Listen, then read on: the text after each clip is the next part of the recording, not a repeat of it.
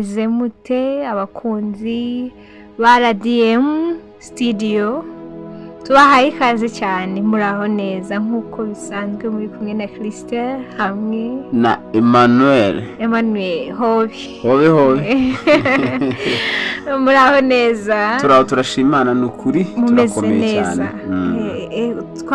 twaraburanye sinzi aho mwari muherereye twari twaragiye mu minsi mikuru kandi ngira ngo ino minsi mikuru yagenze neza iminsi mikuru ya Noheli na Bonane bayiriye neza Christelle byagenze neza turashimana ko yadushoboje kurangiza umwaka amahoro tugatangira undi tukiri bazima kandi rero turanizera ko n'abadukurikirana nabo ari uko bimeze Imana yabanye namwe iminsi mikuru mwayiriye neza kandi mwarangije umwaka amahoro mutangira uwundi amahoro dufite ibyiringiro rero yuko n'uyu mwaka tuyinjiyemo uzatubera umugisha uzagenda neza Imana ikakomeza kuturinda amen nk'ibisanzwe rero Christelle tujye kuganira ku ijambo ry'Imana uyu ni umwaka mushyashya ni umwaka abantu bakwiriye gufata ingamba nshyashya muri izo ngamba nshyashya rero haba harimo kwegerana n'Imana ni ibiki ukwiriye gushyiramo imbaraga muri uyu mwaka ndabizi hari ibintu byinshi abantu baba barafashemo imyanzuro ariko muri ibyo ndagira ngo mbafashe wenda niba ibi bibiri mutarabishyizemo nabyo mubyongeremo kuba consistent cyangwa se gusoma ijambo ry'Imana mu buryo buhoraho ndetse no gusenga bihoraho ibyo nabyo bibe mu byo ushaka cyangwa se wifuza kugeraho muri uyu mwaka kuko ndazi neza ko niwubakira ku ijambo ry'Imana ubuzima bwawe buzagenda neza cyane Christelle cyane rwose burya ijambo ry'Imana ngo ni inkota ni inkota cyane ni inkota kandi ngo ni inkota y'amugi kandi ngo ni ibuye rikomeye ni n'ibuye nanone ushobora kubakiraho ubuzima bwawe rikomeza imfuruka ugakomeza imfuruka ubuzima bwawe bukagenda neza rero ijambo ry'Imana ni byose ijambo ry'Imana ni byose kurifite abafite ibintu byinshi abafite byose muri we mu kiganza cye ni ngombwa rero ngo rihoreho mu buzima bwacu duhore turifata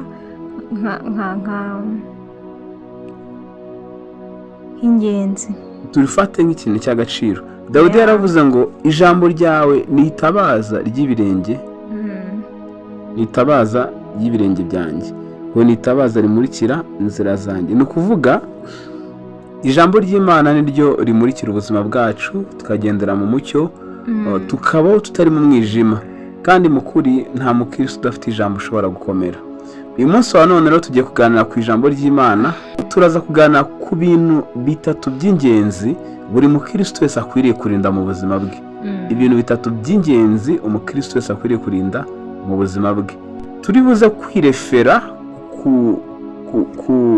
kuri ubu butumwa bwiza buri muri Matayo 4 kuva ku murongo wa mbere aho dusanga Yesu ageragezwa n'umwanzi reka tubanze dusome turata dukomeza Matayo ibice 4 ku murongo wa mbere haravuga umutwe w'amagambo aravuga ngo Yesu ageragezwa na Satani maze Yesu ajyanwa n'umwuka mu butayu kugeragezwa n'umwanzi amaze iminsi 40 n'amajoro 40 atarya abona gusonza umushukanya aramwegera aramubwira ati niba uri umwana w'Imana bwira aya mabuye ahinduka imitsima aramusubiza ati handitswe ngo umuntu ntatungwa n'umutsima gusa ahubwo atungwa n'amagambo yose ava mu kanwa k'Imana amen maze umwanzi amujyana ku murwa wera amuhagarika ku gasongero k'urusengero aramubwira ati niba uri umwana w'Imana ijugunye hasi kuko handitswe ngo izagutegekera abamarayika bayo bakuramire mu maboko yabo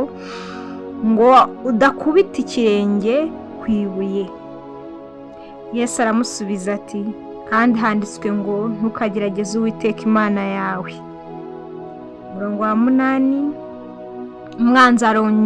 umwanzi arongera amujyana mu mpinga y'umusozi muremure cyane amwereka ubwami bwose bwo mu isi n'ubwiza bwabwo aramubwira ati biriya byose ndabiguha nupfuka mukandamye Yesu aramubwira ati genda Satani kuko handitswe ngo uramye Uwiteka Imana yawe aba ariyo ukorera yonyine umwanzi ahera ko aramureka maze haza abamarayika baramukorera amen aya magambo ni amagambo akomeye cyane Christella, kandi ni amagambo ngira ngo buri mukristo wese akwiriye kwireferaho, atwigisha ibintu byinshi. Nkisomera ijambo, ikintu cya mbere nabonye ni uko Yesu yajyanywe n'umwuka wera kugeragezwa na Satani. Ntabwo byari ibintu byateguwe na shitani gusa, ntabwo byari ibintu bivuye ku badayimoni, ntabwo byari ibintu. Yesu nyuma y'imyaka 30 yari amaze ari ku isi yiga ijambo ry'Imana, asenga, yarageze ku rugero rwo kugeragezwa kugira ngo bigaragare yuko ashyitse, bigaragare ko ashyitse, ko yabasha gukora umurimo w'Imana, ko yabasha gukoresha ibikoresho by'Imana, ko yabasha kwamaza ubutumwa. Niyo mpamvu akimara kubatizwa, Bibiliya itubwiye ngo yahise ajyanwa n'umwuka w'Imana. Ni umwuka wera wamujyanye mu butayu kugeragezwa cyane rwose. Ndagira ngo abantu badukurikiye icyo kintu bacyumve neza. Hari ibintu Imana izemera mu buzima bwacu kubera yuko itwizeye. Imana yari yizeye Yesu cyane ku buryo itari ifite ikibazo na gito yuko wenda Satani hari icyo yamukoraho, nk'uko yari yizeye na Yobu cya gihe igihe yemeraga ko Satani amugerageza. Imana iyo ikwizeye ijya yemera ko wanyura mu bigeragezo bitandukanye kubera yuko ibizi ko ntacyo bigutwara. Bibiliya iravuga ngo ntizabakundira ko mugeragezwa ibiruta ibyo mwabasha kwihanganira. Iryo jambo nararisomye rankomeza cyane. Bivuze ngo ikigeragezo cyose Imana ikunyuzamo iba yizeye uba ushoboye kukihanganira, ufite imbaraga, ufite ubushobozi, ufite ubwenge. Ntabwo Satani aba ashobora kugira ikintu na gito yagutwara kubera ko Imana iri kwizeye cyane rwose. Tukiri aho ngaho mpagaye no muri rya jambo abantu bizera yuko ngo Imana itohereza itakugerageza, ngo Imana ngo ntabwo itugerageza, ngo Imana ngo ihora ngo ntabwo yagerageza umuntu. Bibaho, hari igihe kigera Imana ikaguha ikintu ikasa nk'ikugerageza ngo gucishe mu ishuri urebe, wowe ukifata ngo ni shitani ngo cyangwa iki. Imana hari igihe yemera yuko bitugeraho ikatugerageza, kandi tugomba kubyitwaramo kigabo tugakomera. Amen. Urumva umurongo wa mbere, Matayo 4 umurongo wa mbere, ndagira ngo wumve neza kuntu birivuga ngo maze Yesu ajyanwa n'umwuka mu butayu kugeragezwa n'umwanzi. Reka dusubiremo amagambo. Ngo maze Yesu ajyanwa n'umwuka mu butayu kugeragezwa n'umwanzi. Ni umwuka wera wamujyanye ngo ajye kugeragezwa n'umwanzi. Rero birashoboka, biremewe, bibaho ko ushobora kunyura mu bigeragezo. Ahubwo icyo ngira ngo nkubwiye ni ukuvuga ngo nuca mu bigeragezo ujye ukomera ku ijambo ry'Imana. Ijambo ry'Imana rijye rikubera inkomezi. Ujye wiringira Imana, ujye wizera Imana, ujye uharanira kunesha, kubera ko Imana yemeye ko icyo kigeragezo ukinyuramo. Irakwizeye, izi ko ufite izo mbaraga, izi ko wabasha kukinyuramo kandi ukagera gute ukakinesha. Wicika intege rero, komera kandi hagira umuntu ukubeshya. Imana irabyemera, Imana ijya ibihitamo, ariko ibitwizeye kandi tuba tuzi neza ko turibuze kubitsinda. Hariho rero ibintu bigera muri 3 umwanzi atugeragezamo bikomeye cyane kuruta ibindi byose mu buzima bwacu. Bibiliya ivuga ngo amaze iminsi 40 n'amajoro 40 atarya abona gusonza. Umushukanyi aramwegera aramubwira ati niba uri umwana w'Imana bwira aya mabuye ahinduka imitsima. Ndagira ngo tubanze tuganire kuri iri jambo. Ikintu cya mbere umwanzi azakugeragezaho ni identite yawe mu Mana, uwo uriwe mu Mana cyane. Abashaka gusenya iyo identite yawe, abashaka kwishidikanyaho relationship ufitanye n'Imana. Uri umwana w'Imana, uri umutambyi, hari icyo Imana avuze ku buzima bwawe, hari iki mbese iyo identity, iyo relationship ufitanye n'Imana. Ikintu cya mbere Satani ashaka kubanza kuyisenya. Abanza kwirika ko ntacyo utandukaniyeho n'abandi, ntacyo urusha abandi, uracyari wa wundi, ntacyahindutse mu buzima bwawe. Icyo nicyo rero Satani yagerageje gukora ku buzima bwa Yesu, ariko asanga ntabwo bishoboka. Yaramwe niba uri umwana w'Imana, buriya umuntu atangiye gukoresha ijambo niba aba ari 50-50. ni ukuvuga ngo birashoboka cyangwa ntibishoboka. aha niho rero hahandi tutangiye tuvuga ati ivomerera amazi. Soma ijambo ry'Imana hanyuma rikubera inkomezi igufashe muri ibyo byose ushobora kuba uri gucamo, muri iryo shuri ryose wacamo, muri icyo kigeragezo uba ufite inkomezi rigukomeza, kuko hano utabura ifite ntabwo nzi icyo wabwira Satani. Arakureba akagukubita nawe ukavuga ati nibyo kuko ngomba gupfa, nyine ngomba kwipfira, ariko n'uba ufite mu magambo aguhumuriza, ufite Yesu Kristo muri wowe, ukuri ntacyo Satani azagutwara, ntacyo Satani yagutwara. hanyuma rero arambwira ngo niba uri umwana w'Imana, Yesu ntabwo agomba gushidikanya ko ari umwana w'Imana cyangwa atari umwana w'Imana. Yesu nta nubwo yagombaga gupuruvinga ko ari umwana w'Imana cyangwa atari umwana, yari abizi ko ari umwana w'Imana. Uyu munsi wa none uri umunyarwanda Christelle, sibyo? Hari umuntu ukeneye gupuruvingira ko uri umunyarwanda? Yewe hari aho najya nkivuga kugira ngo reka uri umunyarwanda, ntabwo ari ikintu ujya kwemeza abantu.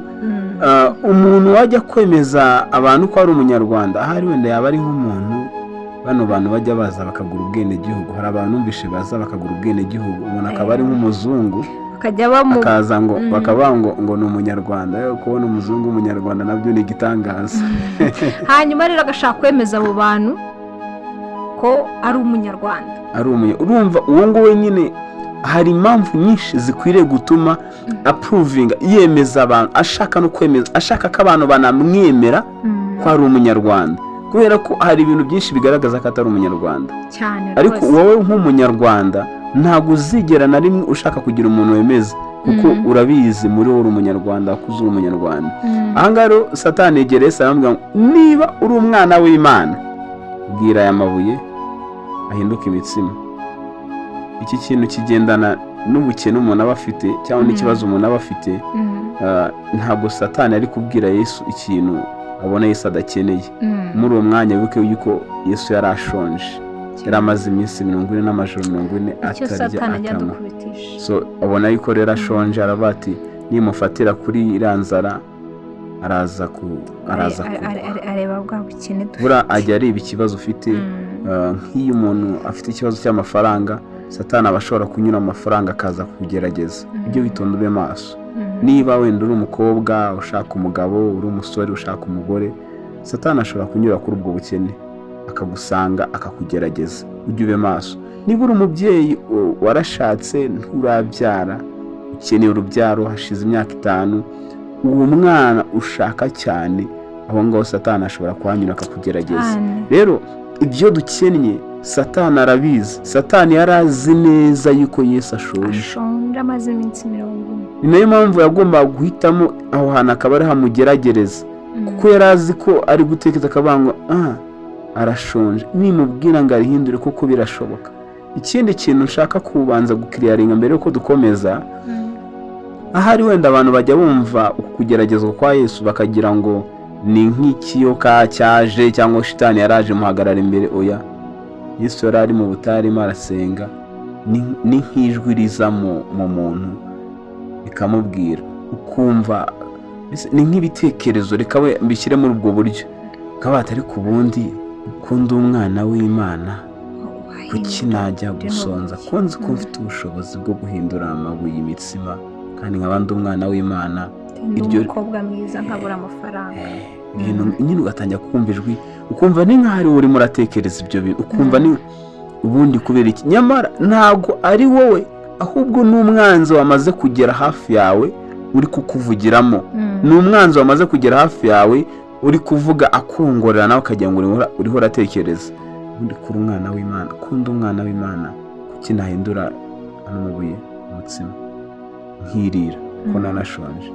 Ariko aza kwibuka ijambo rivango, ntabwo umuntu azatungwa n'umutsima gusa, ahubwo azatungwa n'ijambo ryose ry'Imana. Amenya neza yuko hariho ibihe byo kurya umutsima, ariko hariho n'ibihe byo gutungwa n'ijambo ry'Imana. Amenya ko ari mu gihe cyo gutungwa n'ijambo ry'Imana, atari mu gihe cyo kurya imitsima. Rero icyo ni ikintu cya mbere Satani ashaka kubanza gusenya no kugeragezaho. Idante yawe ukwiriye kumenya uwo uri muri Kristo Yesu, ukwiriye kumenya iby'Imana yakugeneye, umenye umwanya wawe ni uwuhe. Hanyuma ikindi kintu nanone yamubwiye ku murongo wa 4 aravuga ngo, aramusubiza ati handitswe ngo umuntu ntatungwa n'umutsima gusa. Icyo nicyo Yesu yagize gute? Yamusubije. Hanyuma ku murongo wa 5 ngo maze umwanzi amujyana ku murwa wera, amuhagarika ku gasongero k'urusengero, aramubwira ati niba uri umwana w'Imana ijugunye hasi, kuko handitswe ngo izagutegekera abamarayika bayo bakuramire mu maboko yabo ngo udakubita ikirenge ku ibuye. Hano hari ikindi kintu nanone rero umwanzi atugeragezaho, amasezerano. Hari isezerano Imana yaguhaye, hari icyo Imana avuganye nawe. Byari byaranditswe yuko Kristo azaza mu isi.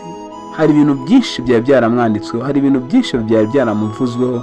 Kimwe no muri ibyo ngibyo mu ijambo riri muri Zaburi handitswe nyine ngo azamutegekera abamarayika kugira ngo adakubita ikirenge kuki ikirenge hasi. Urumva ni ibintu ni isezerano rye. Satani araza, niba uri umwana w'Imana ngaho simbuka. Ntuzi ko se handitswe ngo no ahangaha ni igihe uri muri situation, ariko I like this one. Ntabwo Satani yari kujya kugerageza Yesu ngo amubwiye ngo simbuka, ngo kubera ko ngo handitswe ngo. Ririya jambo handitswe ngo, Satani yagombaga kurigerageresha Yesu ari uko yamushyize ahantu kuko abona ko akwiriye gusimbuka. Bivuze ngo arabanza akagushyira mu mwanya ari buze kukubwira icyo kintu, ukabona ko nta yindi option igize gute ihari, nta kindi kintu cyo gukora. Waprovinga ko ngenda umwana w'Imana, hanyuma ngasimbuka nkamwereka ko iby'Imana yamvuzeho koko ari byo. None ko Imana avuze ngo izantegekera abamarayika, kugira ngo ibyo byose Yesu yari yarabisomye, yarabizi. Satani aramutwara amuhagarika hejuru ku gasongero. None Yesu nyine akomeza kumva ibitekerezo nk'ibyo ngibyo, ariko ubundi ko ijambo ry'Imana rivuga ngo izagutegekera abamarayika, nkasimbuka nkareba koko niba ari byo koko abamarayika baza koko bakamfata. Biba ari ibitekerezo nk'ibyo ngibyo. Ariko mwene data ukwiriye kumenya icyo Imana yakuvuzeho, ntugishidikanyeho, ntugerageze Imana. Bibiliya iravuga ngo Yesu aramusubiza ati kandi handitswe ngo ntukagerageze Uwiteka Imana yawe. Icyo nicyo gisubizo yamuhaye. Urumva aho ngaho bitangiye kubanga Imana yamvuzeho ibi ngibi, ngiye kugenza gutya, Imana yarambwiye gutya, ngiye ko utangiye kugerageza ngo ubundi ko Imana yambwiye ngo nzagenza gutya na gutya. Kubera iki ibi ngibi? Umunsi umwe twari ku ishuri turasonza, twari abana b'abasore dufite agakiza dushyushye, ngira ngo ahari niko handi abantu baba bari gushaka Imana, bumva Imana.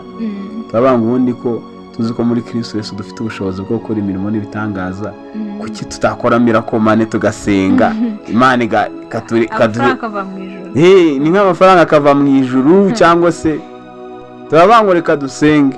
Ariko yari inzara ari kudukoresha, kandi numva cyari nk'ikigeragezo, yari nka tese twagombye kuba dutsinzwe muri uwo mwanya. Ntabwo twagomba ko byari nko kugerageza Imana. Twarabikoze ko nta mafaranga twabona. Nayo mwari kubona. So rero ikintu cya kabiri imaze kuvuga Satani akugeragezaho ni ku masezerano. Mwene data, Imana niba aravuganye nawe, ikintu cyose Imana avuganye nawe izagisohoza. Wicika intege. Niba ufite uburwayi, Imana ikaba yaravuganye nawe ko izagukiza. N'Imana yakubwiye ngo izaguha umugabo, izamuguha. N'Imana yakubwiye ngo uziga. Twabonye Imana ivugana natwe, isoza ibyatubwiye.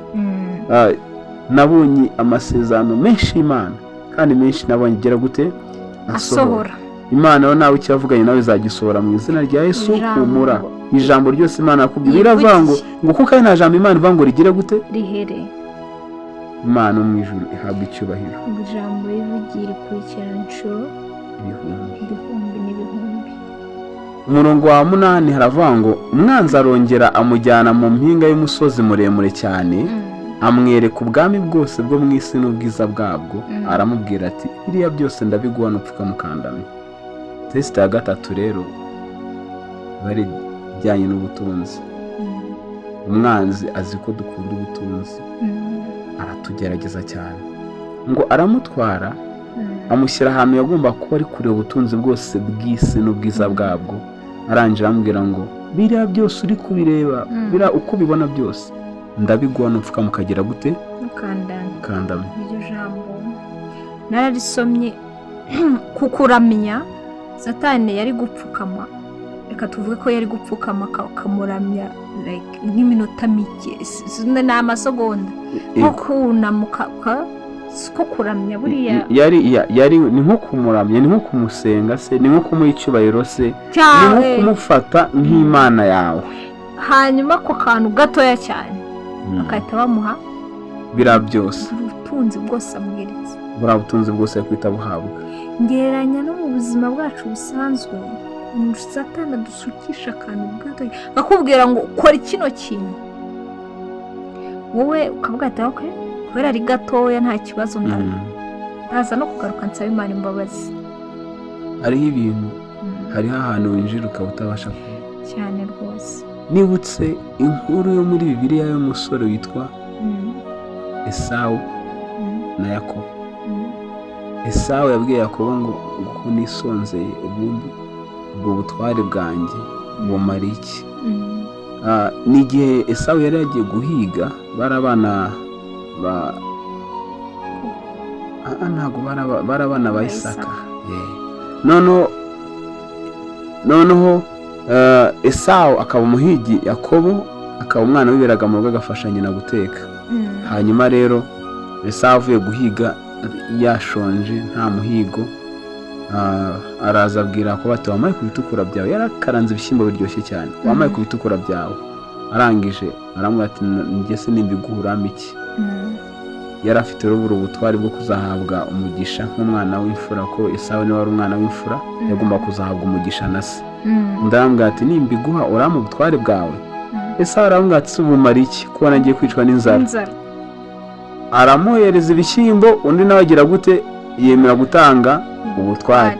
Imagine hejuru y'ipura ya saa sita, hejuru y'ipura ya nimugoroba, hejuru y'inzara utagiye no gupfa, ukagurisha ubutware bwawe, ukagurisha umugisha wawe. hari ibintu ukora uri mu mikino ahubwo, hari ibintu utumva ingaruka zawe. Esawu yumvaga, Yakobo yumvaga nta kibazo, ari nka brage. Yakobo yari azi icyo bisobanuye, niyo mpamvu yagomba gukora ibishoboka byose akabona ubwo butware. ariko Esawu ntiyari azi icyo bisobanuye, ntiyari azi ubutware afite icyo bumaze. rero nicyo waruvuze, buriya byari gushoboka ko Yesu yari gupfukama isegonda rimwe cyangwa umunota umwe akaramya Satani, akazakomeza n'inzira yose ishoboka agakorera Imana. yewe ari n'umukire, kuko biriya byose yari kwita bihabwa, akaba umukire, akaba umutunzi. Nekereza ko yari kwita afata na se wari umeze nka se Yosefu, akamukura mu baji, nyina akamuhindura amateka, bene se akabahindura amateka. buriya Yesu yari kwita akora umurimo w'Imana, ari umukire afite buri kintu cyose. ariko ntiyari kuba ari mu murongo w'Imana, yari kuba atandukiriye avuye mu bushake bw'Imana. ariko rero arangije abwira Satani ngo haranditswe ngo umuntu ngo ujye uramya Uwiteka Imana yawe gusa, barikorera ujye uramya Uwiteka Imana yawe gusa. yari abizi ko ariko handitse. rero ibintu byose Satani mu buzima busanzwe si na ngombwa ngo uramye Satani, ariko hari igikorwa kimwe ushobora gukora uvuga ngo ni gatoya ndibonera amafaranga, uwo mwobo winjiyemo ukaba utazongera kugaruka. hari ingero nyinshi ngiye gutanga, ariko kubw'umwanya wenda ntabwo ndaza kujya muri detaye. ariko ntugakore ikosa ryo kuvuga ngo ni akantu gatoya nzihana, ni akantu gatoya ntacyo gatwaye nzagaruka. hari ahantu winjira ntugaruke, hari ahantu winjira, hari ibintu winjiramo ntugaruke. rero ntugatakaze umugisha wawe n'ubutware bwawe kubw'inyungu z'agahe gatoya.